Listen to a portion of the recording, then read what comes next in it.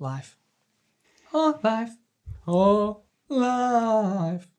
Oh, life. All right, are you ready? No, we didn't do the do. Life. How do you do this? I trust it's been 11 long years.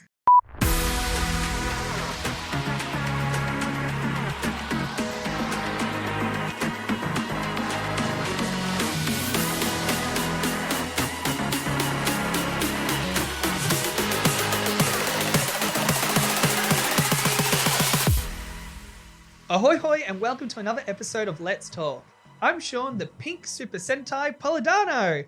And joining me as always is the embodiment of pure evil and chaos in the galaxy, Rita Repulsa. She's gone very topical for Japan today, have we? I really try. How are you, Aaron? I'm good. Easter's done. It's been a great week to get back into Formula One. So yeah, I'm really looking forward to today. How are you? I'm good.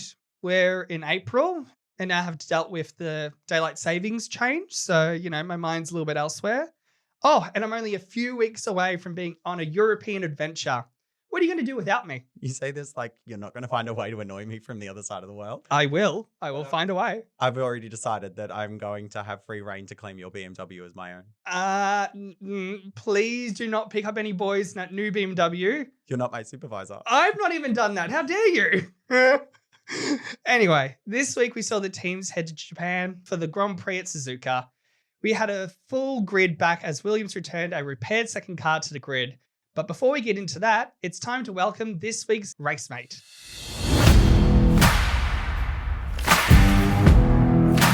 This week's race mate is another English expat. Though he's so Aussie now, his accent's almost completely gone. He's a super smart engineer who's learnt the hard way that checking emails is important, especially when receiving an invitation from Ferrari to visit Maranello. He's never short of a reason to talk about racing, looks sexy in spectacles, and is a self-diagnosed car nerd who fancies a powerful BMW super sedan. I'm very excited to welcome him to the Let's Talk Garage and family. Let's hear it for... Samuel! Hello. Dramatic. Always going to be thematic and dramatic. Very dramatic introduction. Wait till the music is added. Oh dear. Now, Sam, Aaron and I are so excited to have you on the pod. Where does your passion for Formula One come from? So I think this one comes from my dad. It's But another one. Another one. We need a dad checklist. How many dads have influenced this? It's always their fault. But maybe in an unconventional way. My dad's not a racer, not into racing at all, likes his cars, was always washing the car with dad, all that kind of stuff. But he's also obsessed with Australia. It's the reason that we ended up moving over here. And my main memory of Formula One is getting up or getting woken up early in the morning in England to watch the Melbourne Grand Prix, sitting on the couch with the blanket, eating oven chips with tomato ketchup. Because I think my dad more wanted to see Melbourne because he wanted to move back here than watch the racing. And I just got hooked in the racing. And then engineer. So loud noises, cars, fast things. I mean, it was inevitable, right? What time did you have to wake up for the Melbourne Grand Prix? I don't know. I'm thinking maybe like 2 a.m. or something, which is a 6-7-year-old. I mean, I was skipping school the next day. Yeah. It's fantastic. Jodie was mentioning one of her friends, I think it was 4 a.m. for him when it was midway through the race for us. And again, with daylight savings kind of change, like with time, yeah. So yeah, 2 o'clock, would be about the time that the race would start. So it's probably that whole feeling of being up really late when I wasn't really meant to. That also was all exciting. Yeah, did you then just stay up for then to watch it, or you're like, oh, I'm just gonna have a cute little I don't nap? think I had the stamina. So Yeah. I reckon I fell asleep again. But That's awesome. Yeah. So again, with dads influencing a lot of this kind of stuff. That's Yep. great. We discussed on the pod about, how fascinated, I am, especially when it comes to strategies that go into F1. As an engineer and with someone with such a beautiful technical mind, what keeps you interested in modern F1 these days? beautiful technical mind. That's Well, I feel like that's the stretching it. energy that you're giving, I think particularly the last few years in F1, it's not necessarily the racing. I think that at times can be a bit dry. But like you said, the strategy, the team play, what's happening behind the scenes, upgrades, all of that, watching teams technically try to go after other teams and copying each other or doing different variations. That to me is the interesting part. out of the whole strategy and team dynamic part, like what has been an interesting strategy that you have seen in modern F1? Like what was something that really stood out as something different for you? So maybe not a strategy in, say, like Ferrari's terrible strategies in the last few years. They've been doing okay so far this year, I feel True. like. That's probably one of the highlights of the last year or so. Put that Yep. down to Fred. I would say the Brawn story. Yep. Seeing that team come from pretty much on its knees as Honda exiting, about to lose everybody. Pretty much duct taping a car together to get it on the track. Yeah, shoehorning an engine into a car that the chassis wasn't designed for that engine. All of that. And then they go out and they win the championship. And then little stories that, if anybody's watched that documentary that came out, the little stories around that with, was it Malaysian Grand Prix, one that got rained out, and they won the race, they got half points. The only reason they won is because it didn't restart, because their steering wheels had filled with water or something along those lines, and the cars weren't capable of restarting. So there's all these things through that season, and it was just that tenacity from the team. I mean, I'm a huge fan of Ross Brawn from the Ferrari days. But it's the tenacity that's there. Everyone sees the drivers and, yeah, they're incredible. But there's 1,000 other people that are incredible as well. I think for me, it was probably when I was younger and seeing Brawn, that car in Australia, because again, Australia was that first race for them, right? I didn't realize on the legacy that Brawn had at that stage, because I was young and you followed the driver, we followed the team. But I think it was from that point on where you just saw Brawn's idea and smarts and that tenacity and that tactical change that they've been brought into it. Yep. That's when I think I started peering back the layers to then understand a little bit more about the strategy and that technical element of F1. And again, all the people behind that, that was car design, that was aerodynamics. And that story, if you haven't watched it, it's on Disney Plus, I believe. It's like a 4-parter. Yep. Really well easy. Worth it. Yeah. Worth it. Keanu Reeves does a not bad job, I think, of hosting. Mm-hmm. I think it's helpful that he actually likes motorcycles, I think, or racing. So that's always a win. But if we had to then think about historical and current F1, like, would there be something that you would change to make it F1 even better than it is now? You and I have spoken about this. The powertrain, easily. Just get rid of turbochargers, get rid of hybrid, give noise back, get rid of weight. Sustainability, you can, then they're looking at fully renewable, sustainable fuels, so still liquid fuels. Go down that route and get back to what F1 was. I think the noise is like 50% of the excitement. I mean, I remember my first Melbourne Grand Prix being one side of the circuit away from the pit garage, and one of the cars just turned on to do a warm-up sequence, and like goosebumps straight away. Whereas now, not so much. It was interesting. I was watching a YouTube video the other day about the difference between F1 and WEC, World Endurance Championship. Okay, yep.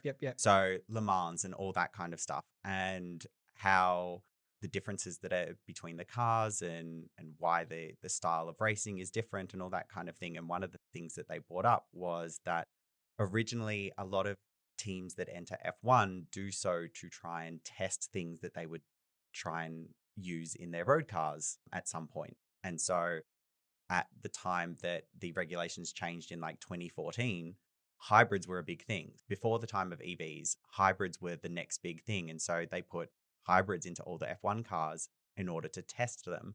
And that's why we now live in this hybrid era.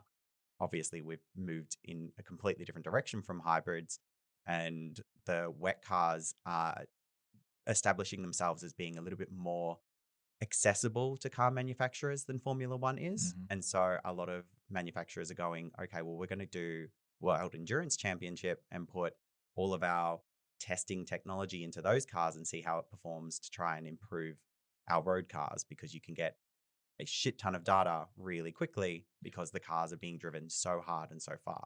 So do you reckon it was that technical implementation of that hybrid curse system that basically moved it too far, not accessible for manufacturers to then test technology to move into manufacturing?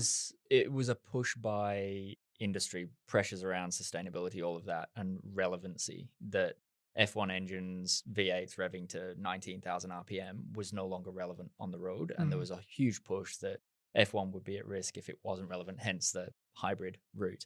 But now we're going EVs. I think we've all seen Formula E and would hope that Formula One never goes down that route. It just wouldn't not be the same. So I don't think, personally, we don't need that relevancy in the powertrain. So let us go back to proper racing. And I think loud noise and entertainment would Yep. be my factor Yep. with this. F1's not going to become obsolete. That's where the fuel and the technical aspect will come back into it to make it a bit more sustainable. But we need to bring back that entertainment factor. Absolutely. Yeah. Is there a favorite, engine or noise that you will kind of always think about? I remember 2007 Melbourne Grand Prix in probably around the center, maybe Prost stand, the entrance to the pit garage. And the standout car was the BMW Sauber. On its downshifts going in, it was like a shotgun. And you can't go past a Ferrari. Now, something I have left out of your introduction was the fun fact that you did a 1-year placement at GM Holden and ran a university racing team. Care to tell us a little bit more about what that experience was like? Tried to run a university racing team. We're giving you benefit, So, I guess mechanical engineering, I did that purely because I love cars. Mhm. So always had that dream of getting into racing. End of my second year, there was an opportunity to do what they called a cooperative position. So come down to Melbourne and do a 1-year kind of internship with Holden. So I was fortunate to get a place on that. That's actually really cool. It was brilliant. Move to Melbourne, move out of home kind of thing. We had family friends down here that I was able to live with to make it a bit more accessible financially, and worked at the V6 engine plant, which was a relatively new, only a couple of year old state-of-the-art engine facility. And they had expansion projects. I was on projects and whatever else. And I saved some money, which was great. So then I went back. My whole perspective on university changed. People will be surprised, but I was a bit of a nerd and was all about top grades in first and second year. And the real world experience changed my perspective. I was like, still want to do well. I don't want to just scrape through, but being an engineer in the real world is very different to academia. So I opted to throw myself into the race team at uni as well. So Formula SAE has been around for years, and ended up running that team for University of Queensland for a few years. My passion in Formula One, I'm more interested in the team management, the team principal type position, rather than, I don't think I ever really wanted to be a driver, other than when I was like 10 years old. Would have done a terrible job. I'm a project manager now, so I look back at some of the things that I did, the schedules that we built, the complexity that we had, and I'm like, oh God, what was I doing? But it's the first time. It was a lot of fun, a lot of hard work. And does experience and age change that whole mentality when it comes to being that team manager or that experience there? Absolutely. I've always laughed or toyed with the idea that if I went back to do a PhD, which I never will, would I throw myself back into Formula SAE and would I try to run a team? And knowing what I know now, what would be different? And there would be some big differences. And I think it would all center around simplicity, like a Colin Chapman type approach to car design. Simplicity is kind of king, as far as you can get that. But the people element, I don't think would change. That's a personality thing for me. With the Formula SAE, because it's all university student based, how many people does a team consist of? And does that change management's? Yeah, so I think it changes. When I was in UQ racing, at one point we maybe had 12 people. Wow. And then we went up and we had 30 to 40. So we went through a huge transition, and the team was about to kind of fall apart. And it was, we do something or the team ceases to exist. But then other teams that we competed against, RMIT in particular, University of WA was really big at the time. Mm-hmm. They had 60, 70 people, PhD students that were all sponsored. They were doing some really trick stuff. The suspension system that McLaren used on the MP 412C, that road car, they actually had that on their race car. So they had the proprietary technology, and McLaren ended up getting involved and using something very similar. And we would just get a car with wheels on and an engine that doesn't blow up. I think even just that point where it's not just in-house thinking, but it's all about how can you learn and partner with so many other people and bring that knowledge or bring that part in. I would not even thought about that. Sponsorship. Our uni gave us very little money. One of the first things that we needed to do was secure, and this is actually Formula One, it's secure cash. Yeah. You have no cash, you're not racing. So we were out, there was Laser Central, I think they were called. They used to do all the metal work for 888 V8 supercar team. So we went out, we had sponsorship pack, and we gave them the full blurb to try and get either money or in-kind sponsorship. So they ended up cutting all of our chassis members so we could just slot the chassis together as a jigsaw and get it not tack welded, but properly welded up, and make that process so much more accurate compared to what we were doing previously. And that would have cost us thousands and thousands, but they did it for free, which was great. Yeah, it's what goes into getting a car out on track. And you see that with certain drivers get their seat in Formula One because they're able to bring sponsors or they're able to bring money into the team that they desperately need to be able to keep a car out on track. Yep. Did you have like a one-liner that instantly that sold? No, I think at the time I was in almost survival mode every day. So I think there's a lot that's a blur. Yeah. I don't necessarily remember. I just know we got that sponsorship and I think it was there for quite a long time. The team's still going as well. That's one of my proudest things with the university. They're still there. They've still got the same logo and they're doing some really cool things with EV race cars now and other stuff. That's really cool. And funnily enough, I think we saw a fair amount of those universities at the Australian Grand Prix, right? Yep. We got to go together and do qualifying. Like, what was your favorite moment of the day? Cheesy or cliche, but it was being able to spend that race day with people that have the same level of passion around Formula One as me and for different reasons. So being able to get a bit of an insight into what excites somebody else about F1, because I'll nerd out on tire dynamics and aerodynamics, blah, blah, blah, all of that. And somebody else gets something completely different, but it's the same passion. Yeah. That was the best bit. I think I loved the fact that we quickly coined on to the different engine notes depending on the manufacturer. And I think that was quite fun to pick up as part of that. Again, small things, but it's cute. It's great. How about we talk about this week's race, the 2024 Japanese Formula One Grand Prix? So once again, we had a standard race weekend. Sidebar, I'm really excited to not have to say that next time we're in the studio. Ooh. But more on that later. For now, a standard race weekend involves 3 free practice sessions, a 3-part qualifying session, and then our main event, the Grand Prix. The word of the day at this weekend's race was strategy. Strategy in Formula One often refers to how many times a driver pits, when they pit, and what tyre choice is made for each section of the race. A Formula One weekend's dry tyres, also known as slicks, are split into 3 compounds: soft, medium, and hard. Each driver has 13 sets of tyres for their weekend: 8 sets of soft, 3 sets of medium, and 2 sets of hard. A soft tyre has a softer tread, gripping the road more and allowing the car to go faster and the driver to go harder. But the softer tread also wears out faster and cannot be driven very long before the driver needs to change them to something with more endurance. Pit stops add around 20 seconds to a driver's race, so it can make a big difference to the final result. Therefore, avoiding unnecessary stops or making one less stop than a competitor can make or break your weekend. This week, we had teams really pushing for a one-stop strategy where the team attempts to run long on their tyres to avoid having to make a second pit stop, usually favouring the medium and hard compounds. The Suzuka track, however, had other ideas as the track was reported to really wear out the tyres quickly, causing drivers to either pit earlier or requiring them to make a second stop later in the race. Beyond avoiding extra stops, when a driver chooses to pit compared to their closest rivals, also plays a big part in how their race unfolds. This strategy is often called the undercut. Put simply, the undercut is when 2 cars are battling it out on track and both have an upcoming pit stop. The car behind gets in early and pits first. This means that for 1 or 2 laps, they will have fresher tyres and the opportunity to close the gap to the car originally in front, with the hope that when that car does go into the pits, they'll return to the track behind the driver that got in first. Ultimately, a Formula One race isn't won by just being the fastest car. It's won by the right strategy and the ability of a team to pivot between strategies in response to whatever happens on the day. Thank you, Bernie Collins. Well done. I low-key would love to meet Bernie Collins. Yeah. I love her. Bernie, get on the pod. We'll love to have you. We'll love to have you.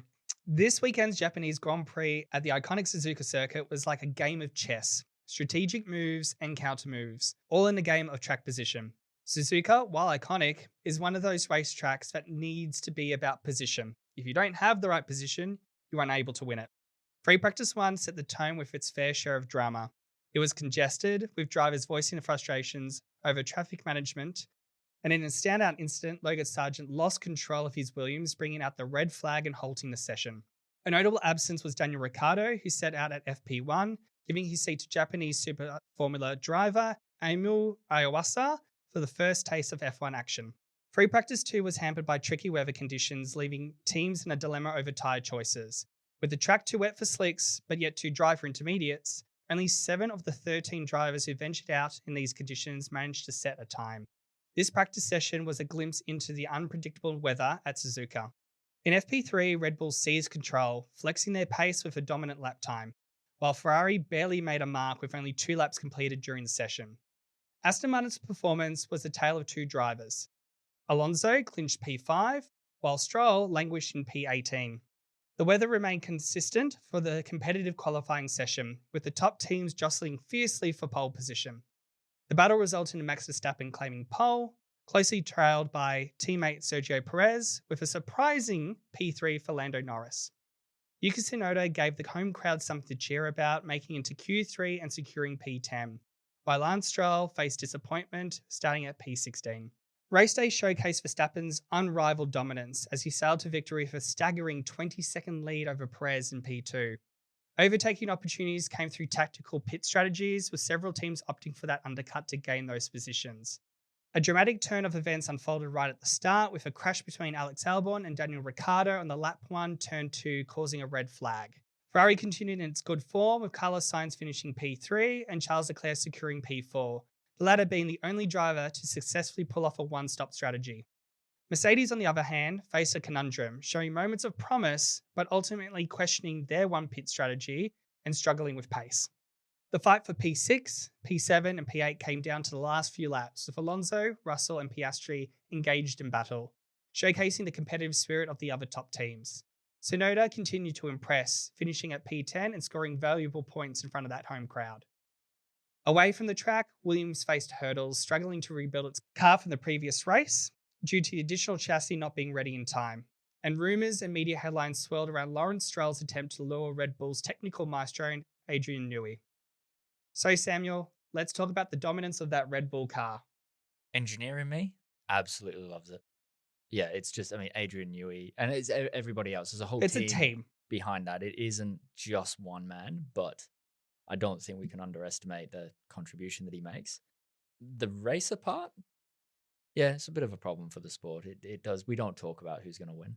It's what's happening lower down in the field. I think most of the TV footage for the race, there's not a lot on Max. It's not really much to see there. I love seeing those memes that talk about the fact that if you were a sponsor for Red Bull, you must be a little bit pissed because you're only getting half the screen time that the other teams get. Yep, absolutely. But yeah, engineer part. They brought so many upgrades still, and it's the fine-tuning cooling system changes that there was one interview with a chief engineer. Apparently, this was planned before the first race, that by the time they came to Japan, this and that would have been changed. Obviously, they've got a bit of an issue with brake cooling, so they've been fiddling around with brakes, and they've got maybe another 3 or 4 races before they've managed to solve that. So a little bit torn. I do find it very interesting that the cooling side of it is just creating more holes in little places around the car. It is not this big intake. It is little exhaust points down the back, little holes next to the halo. It is just, the car could become Swiss cheese by the end of the year. Little holes around high pressure areas to use the high pressure air so that you don't have big holes elsewhere because they create drag. And yeah, it's really cool. The sport always comes around with having a dominant driver. I think that is something to always take into consideration. Mm-hmm. The thing that always just upsets me is the fact that it is just so dominant, but it's so far out. But can maybe Perez battle it with Verstappen? Could that be something that gets exciting, that there might be some cameras on? Like, does Perez have it in him? Interestingly, I did see the statistics. It was actually a post on Instagram about, is Ricciardo doing as badly as everyone seems to be talking about? And it actually showed the qualifying and race pace and position difference for each of the teams between their drivers. Mm-hmm. Red Bull was actually at the bottom on all of them. So compared to Verstappen, Perez is doing worse than every other team based on pace in qualifying, position at the end of the race, Really? and pace during the race. All the other drivers are closer. And in actual fact, Daniel Ricciardo and Tsunoda come in at around 7th out of the 10 teams on all of the metrics. Teams like McLaren are up there in the top, being that Piastri is so close to being where Norris is. I think it's something like his position at the end of the race is only on average 0.3 behind Norris, and his pace is only like 1/1000th of a second behind Norris on average, and that sort of thing. So he's still behind Norris, but he's very close to being at Norris's level. Ricciardo and Tsunoda are fairly well matched, being in the middle of the pack on those comparisons. But then, Perez is so far behind Verstappen. they're not driving two different cars. Well, I think this is the thing with Formula One. You've got to have the driver, you have to have the car, and you have to have the team with the strategy. I mean, the car includes the engineering, all of that. So there's three things that you got to have. Red Bull have them right now in Max, car led by Adrian, and they're pretty good with strategy. Doesn't matter who you are, you're not going to catch Max. And I think there's maybe if you had an Alonso in the same car or you had a Hamilton in the same car, that would be really interesting to see. But I don't think Perez will ever get up there. I don't think he's going to fight Max for the championship. And we had this before, didn't we? We had Schumacher, Barrichello. Yep. Same thing. There was a bit of talk going on. I think Ricciardo's getting a new chassis for the next race. Yes, he is. And a bit of the talk there is, obviously the team level, they're identical, doesn't matter. But he's asked for it from a confidence point of view because there's some things that the car's just not behaving the way that he wants. So confidence is a huge part of driver performance. It'd be really interesting to see if there's a change for him. This is kind of earmarked as being not the final straw for Ricciardo, but the last opportunity for him to have an excuse as to, because he's been saying for the last few races that it's the car that's an issue for him. And there's something inherently wrong with the car that he wants to try and fix. And if he can do that, then he potentially can compete with Tsunoda. That being said, this week, prior to crashing out, he wasn't doing too badly. He was only something like 0.004 behind Tsunoda's qualification time. And any one of those teams trying to get into that final Q3 of qualifying, right? So for them to even get into that top 10 is tough. I think, again, it just turns into that luck of the draw where, Daniel was pretty close to Tsunoda, but Tsunoda getting into Q3 just makes a bigger headline on how well Tsunoda is doing against Ricciardo. And that's a psychological game, but then just because it's going to continue on playing. Let's talk about Ricciardo and Albon and the crash. Does actually ruining your car and then asking for a new chassis make it easier to then construct? I think he asked for the new chassis before he ruined his car. Maybe that was his, you know what? I'm getting a new chassis anyway. I'm just going to put it to the wall. Be done with it. I'm just going to say racing incident. I don't think either of those were at fault. There wasn't a lot of room. He was paying attention to what Stroll was doing. He instinctively, because he looked left, he pulled away from Stroll and left no room for Alex. I think there is going to be a storyline on these two. Williams is not doing well because from an engineering perspective and mechanical perspective, they don't have the parts, they don't have the car, they don't have anything available. So then be putting it back into the wall just looks chaotic, especially coming from your number one driver. And again, how many options are you going to give Ricciardo to actually put in a good race? You can't keep on putting it into a wall, right? Talking about wanting to get a new chassis. We need to start seeing some runs on the board for these two, or else what happens to their careers? I feel like these two teams and even teams like Kick, they're just having these moments of almost bad luck. Like the drivers themselves are having moments where everything's going really well. You look at Stroll had some really good overtakes this weekend, but he just didn't have the pace in the car. He couldn't do anything in straight line speed. And so he was down the bottom there. He was quite angry about that too. The radio was hilarious. You had a really good race from Valtteri this weekend. He was doing quite well. And the last few races that have been bad for him have been because the pit stops are just awful for Kick. Williams have now crashed both of their cars multiple times. Ricciardo, on a weekend that was starting to look a little bit more promising for him, out in lap one. Going through being a team principal and management perspective, how would you be feeling if you were then leading Williams in that James Vowles position? Because you had Logan spinning out in free practice one and ruining the car. And you then had Albon doing the same. What do you then do? I think everyone says team principal of Ferrari has the hardest job on the grid. I think at the minute, James might be close to having the hardest.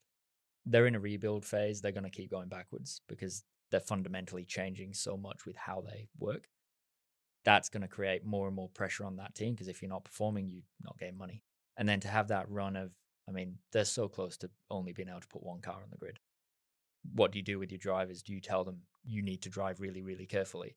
they're inevitably going to have probably more accidents because they're not driving naturally. And how he's going to balance this and juggle this and keep the team motivated, keep them pushing through when they are going to, I think, keep struggling and go backwards a bit, that's probably the thing that I want to see most through this year. Drive to Survive next season will be, I think they will follow him. I think there's a big story to be following Absolutely. that entire team. Everything's so close with that field, though. So, Kick, for example, finally getting their pit stops together, that could easily make sure that they could be in those top positions scoring points, right? Like Their pits are not where they need to be. They're still 4 or 5 seconds when the top teams are 2 seconds, but they have improved a lot and they haven't lost a wing nut into the pit lane this week. So that could be a a song win. title. Lost a wing nut to the wind. But yeah, with the exception of really Alpine, those mid-tier teams, they all are having their moments where they are performing quite well at the moment. Haas is doing really well. Kick is competitive. RBs are doing well. Tsunoda is doing well in the RB. And Logan wasn't doing too badly until he took an extra pit stop and then he fell 20 seconds behind. Yeah, I think it's whilst Verstappen and Red Bull are that way in terms of it, when they're just going to keep on leading and that is what it is. There is just so much going with these middle teams, and even with those top teams there too, that you can just keep on eating. There is just so much that's going on. To Tsunoda actually finishing P10 and scoring points for RB. That puts them, again, quite competitive with all the work that Haas has done, which I've been very surprised about in terms of their performance earlier on in the season. And is the only Japanese driver, that hasn't won points, I think, since Komu Kobayashi. Third place for Sauber, and that's like from 2012. So that's a big achievement for a Japanese driver to go and get that. Like, he must be over the moon. He had a great home race, and the crowd loved him. There's a really interesting interview with him before the race in the lead up. And he was obviously talking about the incident with Ricciardo, previous race. And his response was, because I think he's a bit of a loose cannon, a bit of a child at times. And his response was, it was a turning point for me and I need to mature and grow up. Yeah. Which I thought was a really big step for him. Hopefully he still dive bombs everyone, but during the race.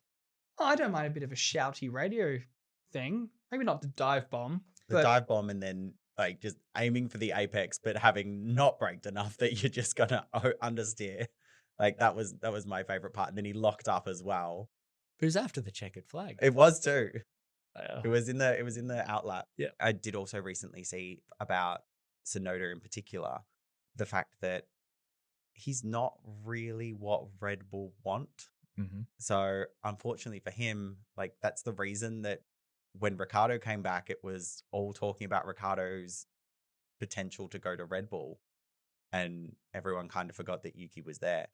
It must be hard to kind of sit there and know that even though he is doing well, he still is going to have an uphill battle to get anywhere in the Red Bull team. But I think, as we've seen before, a team that dominates doesn't dominate forever. Mm-hmm. We've got significant reg changes coming up soon. That typically is a turning point. It could all turn on its head. Red Bull, with other stuff that's happening, may lose that top perch. Another team could pick up, and then the driver market silly season happens, and maybe he leaves. I also think there is probably more of a strategic play with Tsunoda and where his contract will lie. Mm-hmm. There is a big focus on him being the representative for Honda. That partnership with Red Bull has ceased a while ago. Red Bull powertrains have been taking that Honda engine that won them races and have turned it into this powerhouse that we're seeing now. But they're also going to be partnering up with Aston in 2026. Does that mean Tsunoda goes to Aston potentially as part of that kind of deal? And he actually becomes a bit more of a, I don't know, more established team leader driver? Potentially, it just depends on what happens in the Aston Martin team. There's already talks about where will Alonso go in 2025. So they might have a spot available that they just put someone in there for 12 months, or they try and get Yuki next year. I think his contract is up this year as well. He's one of the 14 out of them that it does have a contract up. So anything could happen. I do, to your point about teams not remaining dominant. There's just seeing everything that's happening with Red Bull, the conversations around Christian Horner, all that controversy. Then plus you hear about Lawrence trying to win over Adrian, and you've got Helmut being outspoken about his disappointment with all of the drivers, and if he leaves, where does Verstappen go? Like, it just feels very knife edge for Red Bull at the moment, that in the next couple of years they could just implode and no longer be dominant, in the same way that Mercedes lost a heap of their best people. That's what undoes Red Bull, and it doesn't get to do the 8 years that Mercedes had at the top. Yeah, it's an interesting one. You see the footage during the race and from race weekends, and you get little glimpses where it looks like they're getting along. They're all there at the table having lunch. And you're like, well, if they're out trying to knife each other, would you have lunch with them? So I don't know what's going on. Keep your friends close and your enemies closer. Yeah, but you don't have to smile at them. Cameras. Everyone just needs to be on their best behavior. It's probably from the PR team telling them just sizzle down for a little bit. There's Smile. a Netflix camera over there. Smile. Yeah. Play nice. Play nice. How about we switch this up and actually talk a little bit about Mercedes? They gambled by doing the one-stop strategy. I think there were a number of other cars that kind of did that too. So it was very much a race of two stoppers and one stops between the teams. The drivers weren't happy. They wanted to go and change that one stop. They also brought in upgrades to their car that just made them slower. What do you do as driver on track experiencing what's going on versus strategy and what has been already briefed into them as what is the most thing to go and do? How do you then manage that? I don't know how to manage it, but I think we saw from last year and maybe the year before, Lewis was pretty open about car concept. And I think maybe the thing that's tipped him over the edge in his decision to leave was he wasn't being listened to. Yeah. 7-time world champion, knows what he's doing, knows what a car needs to do, and they weren't listening to him. So I don't know. It's a really hard one because, like you said, the driver's there feeling everything. You have to listen to them at some point. There's nothing more obvious that a driver has checked out, but Lewis getting on the radio going, so do I just let George pass me? Yep. Oh, yeah. Yep. But again, I think it's also, whilst he's kind of checked out, he kind of knew where his pace was. And if he wanted the team to maximize any points, he had to let him go. Yeah, so is it the checked out approach or is it the driver driving for the team approach? You could weigh Like, that. is he being a team player or is he just, I'm not competitive, I'm not going to try? And I think one of the big challenges that they have, just listening to some of the interviews from Toto, is they don't understand the car. Yeah. They can't predict how it's going to behave, whether it's a setting change or an upgrade. And I think they've got to listen to the drivers a bit more as a result of that. Yeah, I think it was also on the flip side there too, where if they even changed their strategy, where they were then positioned based on the tire deg and how long they're on there, they could have then even been further back.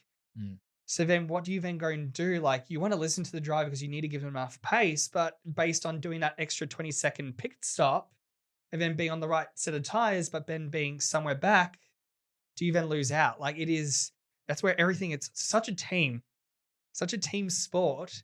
But I think they had their moments of being unsure and were a little bit all over the place, but it came back, like Russell going against Piastri, right, and beating him to secure P7.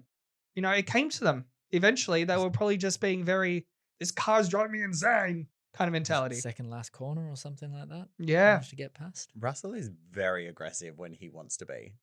Like, watching him, we saw him chasing down Alonso, and that caused his crash last week.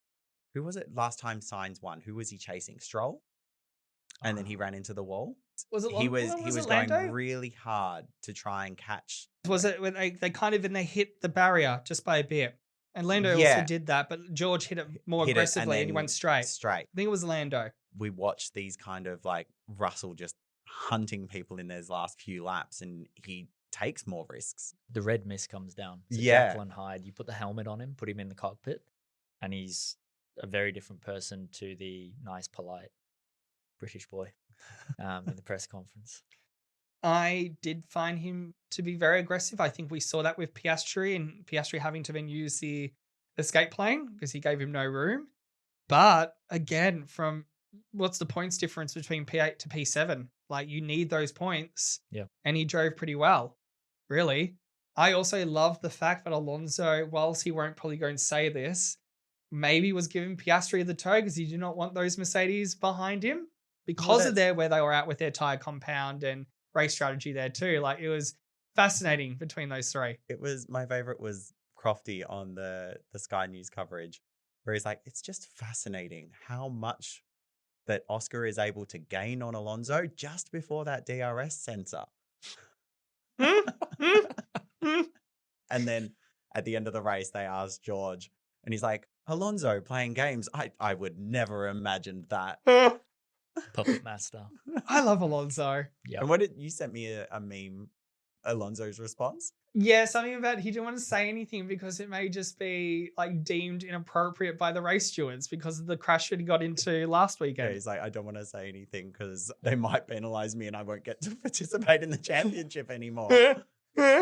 Again, but tactics, we've seen that before, and that works racing, really. Yeah, we've seen it happen. It always seems to happen at the expense of Mercedes.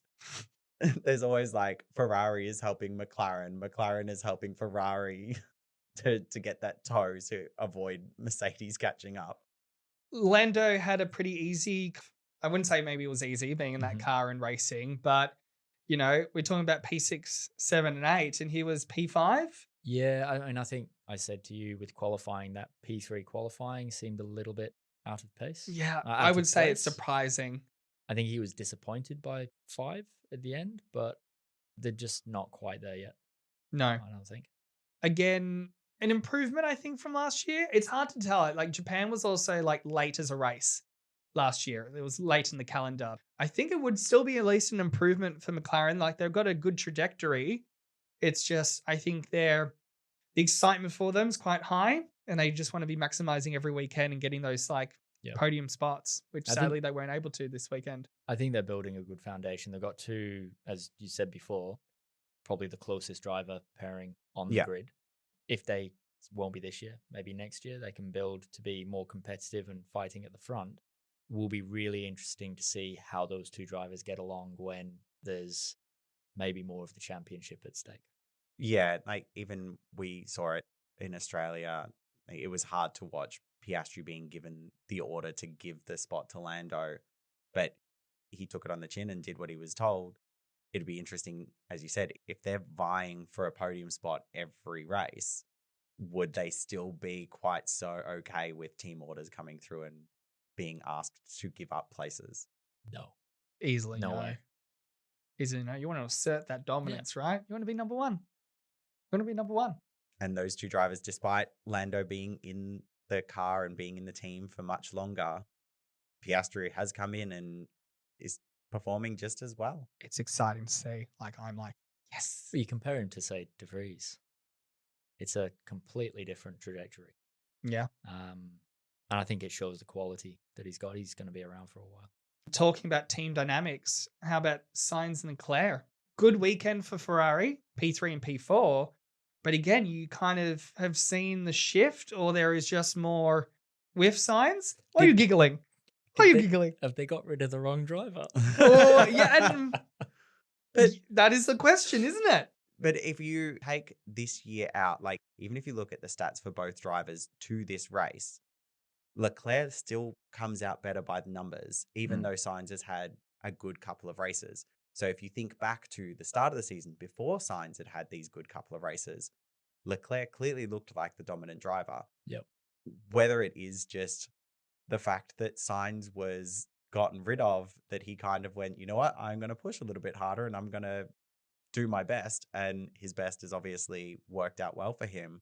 But from a team principal perspective, should you have to threaten someone with being fired for them to perform? Or should Sainz have been this good before? Is that a motivating technique? Like, why is Sainz now only performing that he's already been fired? I think he's been performing for a bit. Like, he is the only one to win in the Max Verstappen era over the past 2 years. Because Max didn't finish the race. But still, It doesn't count that as is beating still Max. it is still on the scoreboard as Okay, beating him. All right. But that's the thing. So Leclerc has technically had, I'm pretty sure the stat is Leclerc has won more points and had more podiums. Well, then that's it. That's Yep. why he's number one. And it gets into psychology, and I mean, you can't get into the head, but is it this pressure that now you don't have a seat and you've got to kind of Yeah. race to win a seat and stay in the sport? Or is it the complete other that he's like, well, I'm losing my seat, so it's not like I need to fight for my contract at Ferrari. Is there this release of pressure from That's him? it. Because Mm. he's going to have a seat. He is still a He'll be quality found driver. somewhere. So is it this like relaxation that he's able to drive more naturally with less stress and pressure, and more's coming through? They were also on two different strategies, right? So Leclerc did the one. Leclerc did quite stop. well on a one-stop strategy. Until he went off. Yep. Yep. Which again just showcased that the tires were on a knife edge and about to go. But he did very well driving that Ferrari. Like tire management wise, he did very well. So again, I think Ferrari have a really good package. It's just sad that they are, from a race perspective, what was it, 20 seconds behind Perez? Yes. Yep. I had to check my numbers. I can't remember if it's 12 or 20, but it's still a lot of time. They're the only team that I think could actually try to take it away so far from Red Bull. And you'd have to say from the first 4 races, despite the win, which was because Max's brakes failed, they're not going to challenge Red Bull for the championship unless there's some seismic shift that occurs and Red Bull lose all of their performance for the back end of the season. I'm pretty excited for, say, next year, because I think, again, Ferrari are building a really good platform. We've obviously got Lewis coming in, which I think it'll be good to see Lewis with a new lease on racing and a new lease on life and a new energy. Yep. Because I think he is still formidable. Yeah. Plus, you have to learn Italian. That'll be kind of fun. Hey. I do wonder if Fred has learned any Italian. I keep on forgetting that he's not Italian when he has the French accent. He looks Italian. Kind of looks like my nonno. He kind of does, Yeah. actually. Yeah. Shout out to Charlie. Yeah. Did we want to talk about undercut? What do you want to say about undercuts? Bad haircut. Tires? What? Terrible haircuts. When was the last time you ever saw someone with an undercut haircut? I don't know. I think my last one was when I was 9. I was about to I say, don't like, know you that and I I- are old enough to remember when undercut haircuts were a thing. Yeah. What was an undercut haircut? So you'd have long hair on top and then they'd shave down the sides. So you kind of would have like almost, you could have a bowl haircut, but you'd have the shaved sides. It was, yeah. Oh.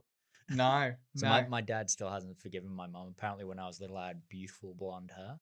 And then one day, I think it was in Brunswick somewhere, she went and got me a haircut, and it was a undercut bowl haircut. It says ruined ever since. Suits the vibe of Brunswick, though. Well, my Yeah. 4-year-old haircut, had a ginger mullet. We're not even talking about undercuts of the entire race strategy. You know what? Silence. All right, let's now bring back focus, and let's talk about our tops and bottoms of the week. You know what, Samuel? Start with you. Ooh. So I think, okay, so the bottom of the week, and we have already spoken about it, but the resignation of Lewis to just give the spot away. Now, it could have been playing the team role and doing what was right for the team, but 7-time world champion, just, shall I let him past? Don't want to see Lewis doing that. Want to see him scrapping for it, whether it's your teammate or not. Scrap for every position that you can get. I do wonder how much damage to his own reputation with the public this season is going to have before he gets to Ferrari if he continues to have such a nonchalant attitude to racing. I think he's got enough collateral behind him. There's enough diehard fans, and I mean, the Tifosi are going to go absolutely mental when he gets there. I think he could do a lot wrong before he kind of lost that love that people have for him. And honestly, all he'd need to do is win a race or two. It'll be forgotten.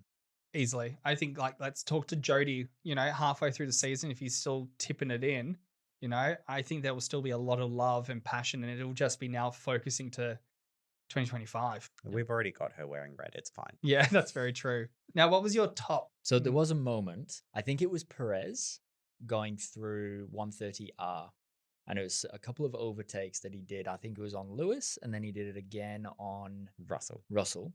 And maybe the move's not all that spectacular, but it was this bit of footage where, because you don't always get the perspective of speed, but the camera angle that they used and the footage, you're able to see how quickly they changed direction and the relative speed between the cars. And it was just, Like, it's one Yeah. of the fastest corners in F1 yep.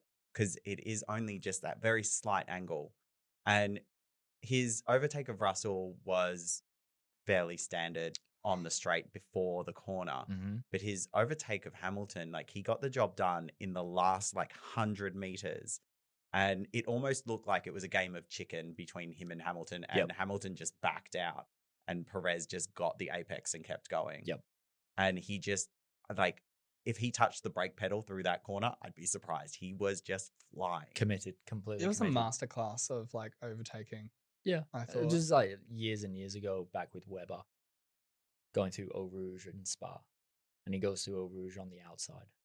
That's just like gutsy. Ballsy. Yep. And as you said, the camera angle, you could actually feel I think we were clutching watching that. Yep. It was really cool. Now, Aaron, what were your tops and bottoms of the week? My bottom is just Williams's luck with the last few races. They've now crashed both cars, one of them twice. Their crashes aren't always there. Like, this Albon's crash this week wasn't Albon's fault. So the team is just going through a really bad patch in a year that's already going to be really difficult for them because they are trying to reset. So I feel bad for them. They can't afford to be doing this, and it just keeps happening. So they're my bottom. My top of the week is all the hats that the Japanese crowd was wearing. So I watched all of Free Practice 1 and Free Practice 2. And Free Practice 2, nothing was happening. So all they did was just cross to Rachel Brooks in the pit lane, who was talking about her sneakers and having a hard time drying her hair because of the 120-volt sockets. Or they were crossing to the crowd. And so there were a group of people in the crowd that had the little yellow T-bar cameras on their hats, and they were all just like wandering around with caps with a T-bar camera on them. There was one guy who had a full model RB20 on his hat, and it moved. Like, it lit up when it was harvesting energy, and the back tires spun, and you just hear the commentators just losing their mind over these hats. The Japanese crowd just went above and beyond. It was fantastic. Samuel, that's why I sent you that thing going, hats? He's into hats? And he's losing his mind because he barely woke up for the actual Grand Prix and was just talking about hats. I thought it was just you having a moment. I have a lot of those moments. Yeah. But yes, it comes into relation that he loved the hats. Yes.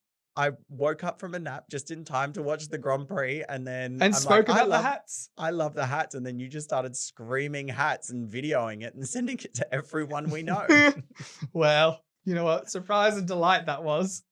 All right, your top and bottom, Shaun. I also love the fact that we've all started with our bottoms this week. Do you two have bottoms on the mind? I'm going to start with the top. Oh, the fact that Suzuka is a figure 8. I think that in itself means it is an absolute top. It's iconic. I don't think it has been in quite a while. It's the only figure 8 track on the F1 calendar. Mm-hmm. So again, No, talking about, they struggle with finding locations for racetracks in Japan, particularly. And like, Suzuka is a racetrack. It's not a street track, but due to space limitations, the walls are so close into the track that in some parts it could feel like a street track. They showed that like some runoff areas that in a normal track, there'd be a big runoff area. They had nothing on Suzuka because when they panned out, there was a little go-kart track immediately next to them, like in the way. Apparently, a lot of Japanese racetracks are on top of mountains because that's the only place they can find space. That's kind of cool. It's kind of iconic. It's not a bottom, but again, it's talking about the racetrack itself. These they're not new, but this generation of F1 cars, though, they're wider, they're faster, they're bigger. And with iconic historic racetracks, though, like Suzuka, comes challenges of trying to then do overtaking. Mm-hmm. So whilst I do love that it is iconic for its design and the racing that has gone onto it, like I said, it's not a bottom, but I do think it's something that we need to take into consideration. And I was actually talking to one of my other race mates after the race and saying that maybe racing tracks should be updated alongside the season of changes to give them maybe a bit more curve, or to then add in a bit more of those fast, long straights to deal with the power. Like they did with Melbourne. Like what they did with Melbourne, or else these racetracks just become quite stale. So that was a really interesting conversation with my race mate. Shout out to Anthony about that. So I thought that was pretty cool. Monaco. Oh, just demolish a couple of houses. But they nearly didn't sign a new contract because they were requesting changes to be made to the track, and they said, we're not changing anything. So it goes back to my point earlier. Get rid of hybrid, get rid of turbos, make the cars smaller and lighter, and go back to better racing. Agree. But you did have a bottom. Yes. I'm looking at it. Yes. What was your bottom of the week? Okay, so I need to paint a picture. Qualifying, watching it with friends. I'm looking at pit straight based on the camera angle. And I'm like, okay, I'm a marketing and advertising professional. I don't like the perception as to where you see the branding for DHL and all the branding for above the pit stops, the pit Garages. Garages. I was about to say holes in the wall, but that's not the technical term. But everything was like on a weird angle and none of the signs were straight. And I'm like, this is stupid. Why? Like, that's terrible from a branding perspective. I then got told it was got to do with the camera angle and how the pit straight is actually like on a slope, but they then stagger things down like that. I just don't like it, and I think it looks stupid, so it's a bottom of the week. My favorite part is the fact that Insane. we're going to have to go online and try and find a photo of Suzuka's pit straight where the angle is off so that you don't look insane. I will play back the race and I'll just take a screenshot or a photo. Tyre doesn't let you take screenshots. I've tried it before. Well, I'll just take a photo with my phone and booyah. But yes, that's my bottom of the week. Thank you very much. Yeah. You've lost it. As the friends who got to be there while he had his little rant, that was fun, wasn't it? I think you all enjoyed it. Yeah. Alrighty, boys. Thank you so much for another fun-filled episode. I'm looking forward to continuing to chat through each and every race with you both. As always, it's our last lap. Now, Sam, I have one more question for you. Mm-hmm. What are you most looking forward to for the rest of the F1 season? If somebody can get close to Red Bull. Quotation marks. Yeah, I'm doing quotations there. I don't think anyone's going to. Do we hope for maybe more brake issues? I don't want to say the collapse because of all the controversy that's happening and how that actually plays out on a race result. It could be interesting, though, if the brake problems that they did experience in Melbourne do become a bigger issue. And for the first time in years, Red Bull are the ones that are struggling with some sort of technical disadvantage or technical mistake that they've made. The Achilles heel. Yeah, like it would be interesting to see if all of a sudden we've seen just the start of the downfall of Red Bull's dominance. Yep. As they make a mistake. But is that what you're most looking forward to, though? No, because I don't think that's going to happen. It's the fight in the midfield. So who's going to come in kind of the third place in the championship? Because I think 1 and 2 is probably buttoned up. Are we going to see McLaren being able to maybe punch a little bit above their weight and that kind of out of place P3 becoming a bit more of a common thing? I would like to see the McLaren guys on the podium and really a bit of a launch pad for next year. And then the same way that I guess you were disappointed by Williams, that whole story I think is shaping up to be really quite an interesting journey over the next couple of years. So seeing how they manage to weather this year, I think is something I'm really keen to see. We often talk about the fact that we're looking at second and down. There are positions that I look for now. So I look at who's in second, whether Perez is in second or someone else has managed to get in front of Perez. And I look at 10th because 1 through 9 are the top 4 teams and Alonso. And then 10th is always the who is the other driver. Like this week we had Tsunoda in Melbourne. We had Stroll and a couple of others in there because of the DNFs from Mercedes. I'm interested to see when all 4 of the top teams are competing, who's in that 10th spot, assuming that Alonso is taking one of the top 9. Yeah, I think it's the fun part. That is that whole top tier battle that I'm very excited for. It's what I kind of had focus in on every single week. Yeah, maybe there might be a sprinkling of brake dust that may ruin Red Bull's chances, but we can't hope on that at all. Now, Sam, you were a little nervous to join us today, and you said you didn't think you're going to bring yourself to listen to the episode when we release it. Was today as scary as you thought? No, it's been an absolute pleasure, but I'm still not going to listen to it. Ah. Well, I think you've been amazing, so thank you so much for braving the mic with us. Thank you. So our next GP, we're seeing the teams returning to China for the first time in 4 years. And it is our first sprint weekend of the season, meaning we get 2 races and the drivers get less practice. But we'll go through more on how a sprint weekend unfolds when we come back into the studio in a few weeks' time. Come on, sprint weekend. Woo, woo, woo, woo, woo. I always find them fun. Also for the fact Piastri won a sprint weekend last year. So, woo. So, China will be fantastic to watch. Now, make sure you don't miss out on our review of the Chinese Grand Prix. Hit subscribe on your favorite streaming platform and leave us a review. Plus, come and find us on a social media platform at Let's Talk Show to weigh in on your tops and bottoms and let us know your thoughts on the Japanese Grand Prix. But for now, that's it from all of us. Thanks for tuning in, and we'll catch you next time on Let's Talk.